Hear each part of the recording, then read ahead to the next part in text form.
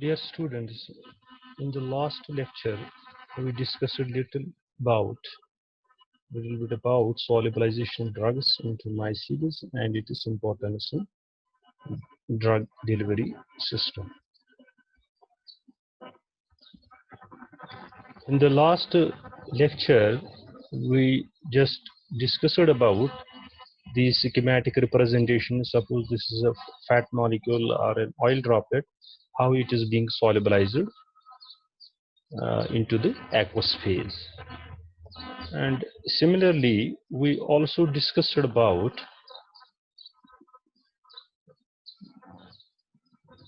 the importance of this micellar solubilization, why it is necessary, and what actually are its advantages. It basically minimizes drug degradation and loss. It also prevents harmful side effects and increases drug bioavailability. Then we also discussed about the structure of the micelles. This is a 2D diagram where these red dots are just drug molecules, but they are in aggregates, or they are hydrophobic drugs. Okay, they are being solubilized in the inner core of the micelle or in the parasite region. Similarly, these drug molecules can be individually solubilized, and they are in equilibrium with the monomeric micelles, where they release these drug molecules under different conditions. So we took a very good example of this drug solubilization using smart micelles, and we discussed this example for armsetar polymer and how at different pHs its structure changes. So suppose at pH 7.4 it self-assembles to form the hydrophobic inner core and outer hydrophilic area, which is basically pH sensitive. And at pH 7.4, when we add drug molecules, hydrophobic drug molecules into it, a few of the drug molecules get solubilized. But when we change pH to 5.0, this swelling occurs and it can incorporate or accommodate a number of drug molecules. So this is one of the factors that can determine the drug delivery system. That means it is basically based on these are simply pH sensitive micelles. Now, from the thermodynamic point of view, the solubilization can be considered as a normal partitioning of the drug between two phases. Now, this drug molecule, suppose we have a simple system in which this is the aqueous phase and there are micelles in it. Now, when we add these hydrophobic drugs, it is not necessary that all the drugs may go into the micelles. Some of its concentration remains in the aqueous solution. So there is basically partitioning. Some of the drug can be solubilized in the micelles, and the one portion can remain in the aqueous phase. So for these systems, then this solubilization can be considered as a normal partitioning of the drug between two phases, aqueous phase, and micellar phase, two phase. Okay. Now for this system, this standard free energy of solubilization, which is represented by delta G degree S here it is simply solubilization, can be expressed by this expression, which is delta G degree S will be equal to minus RT ln of P. Here P is nothing but is a partition coefficient between the micelle and the aqueous solution, or it is simply the universal gas constant, and T is the temperature in Kelvin scale. Okay. So usually the solubilization of a molecule by a surfactant can be evaluated based on two factors that are molar solubilization, which is represented by chi, and the micelle water partition coefficient, which is represented by P. First, we have to remember these 2 pointers: molar solubilization and the micelle water partition coefficient. Okay.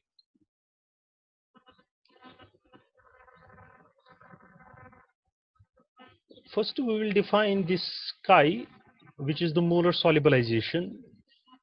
It is simply defined as the number of moles of solute. Here, in place of solute, you can use the number of moles of drug, because we are actually solubilizing the drug.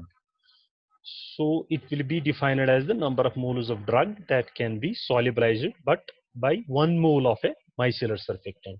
You have to take 1 mole of a surfactant.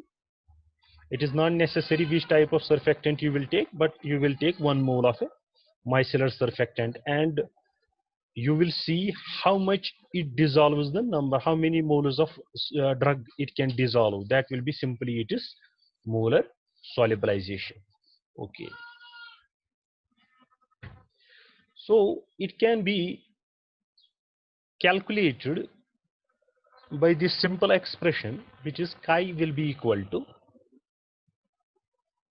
S total minus SW C surfactant minus CMC. S total is simply total drug solubility. SW is water drug solubility.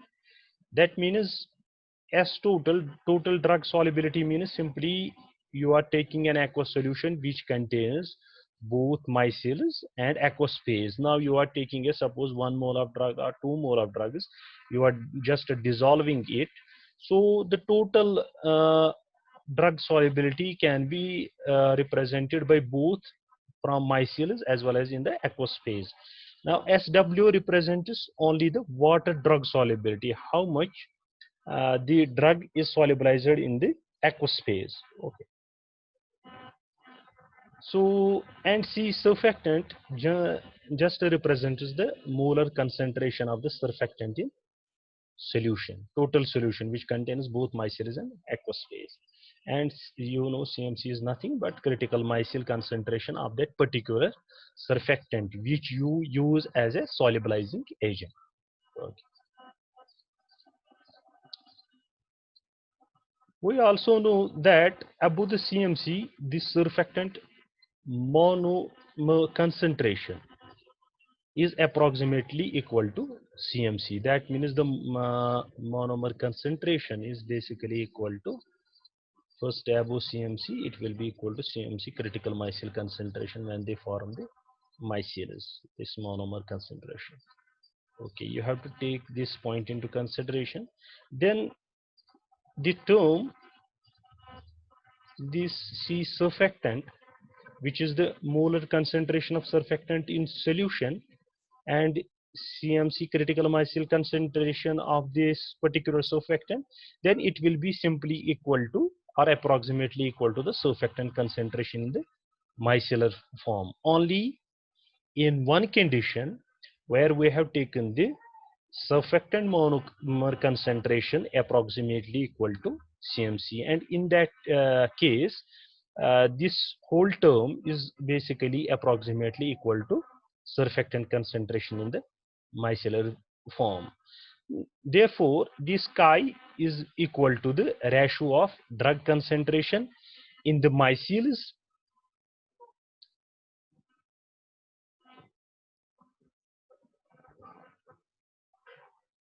to the surfactant concentration in the micellar form. So for this case, when you have taken the monomer concentration approximately equal to CMC and taken this approximately equal to the concentration in the micellar form, then chi will be simply equal to ratio of drug concentration in the micelles to the surfactant concentration in the micellar form.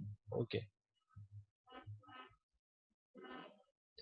So this can be represented by using this simple partition coefficient. So on the other hand, the micelle water partition coefficient is basically the ratio of drug concentration in the micelles. This P is basically equal to ratio of drug concentration in the micelle to the drug concentration in the water. This is drug concentration in the micelle to the drug concentration in water for a particular surfactant. Okay. Now, if we combine the equations second and third, this equation and the last one, we can relate the two solubility descriptors accordingly. So this partition coefficient then becomes equal to chi C surfactant minus CMC SW. It is very simple. In place of, you will first write it in terms of this P into SW, which will be equal to S total minus SW. So in equation second, in place of S total minus SW, you will put the value PSW. Okay, I am going back to that equation so that it becomes clear.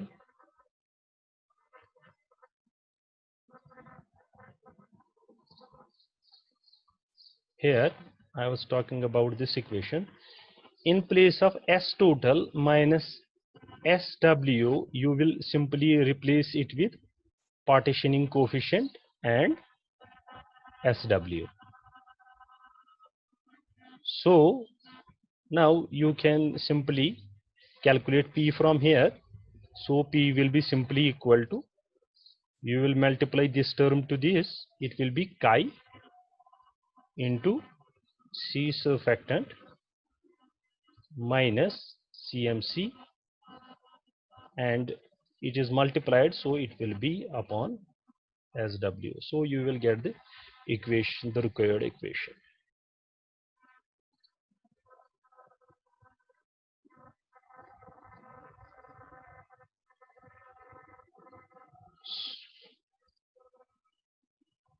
So this is the required equation, that partitioning coefficient is basically equal to chi C surfactant minus CMC upon SW. Now from this equation, what we observe that this partitioning coefficient P is simply related to water solubility of the compound as compared to chi. So in order to eliminate the dependence of P on surfactant concentration, what we do here,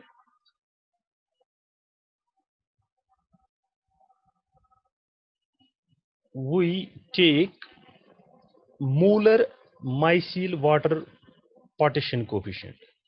That means we have to replace this much C surfactant with something so that it becomes PM. The only way is when we take its concentration to be equal to 1 molar. If it is equal to 1 molar, that means surfactant concentration is equal to 1 molar. This automatically becomes the PM. What is PM? PM is nothing but it is molar micelle water partition coefficient. When you replace C surfactant with 1 molar, that means you are actually taking the concentration of the surfactant equal to 1 molar, then it becomes the molar micelle water partition coefficient. Okay, so then you will get this equation. In place of C surfactant, it will be now equal to 1. So you will get this molar micelle water partition coefficient here, PM chi 1 minus CMC, and so we can calculate the partition coefficient of a particular drug in the aqueous and the micellar phase. Now, very important 2 points are you have to remember is that the lower is the CMC value of a given surfactant, that means it is CMC should be very small. For example, if you are taking a surfactant whose CMC is very small, suppose of the order of 0.001 0.0000 or 0.09999 or something less than that. So its micelles will be more stable on dilution. Why?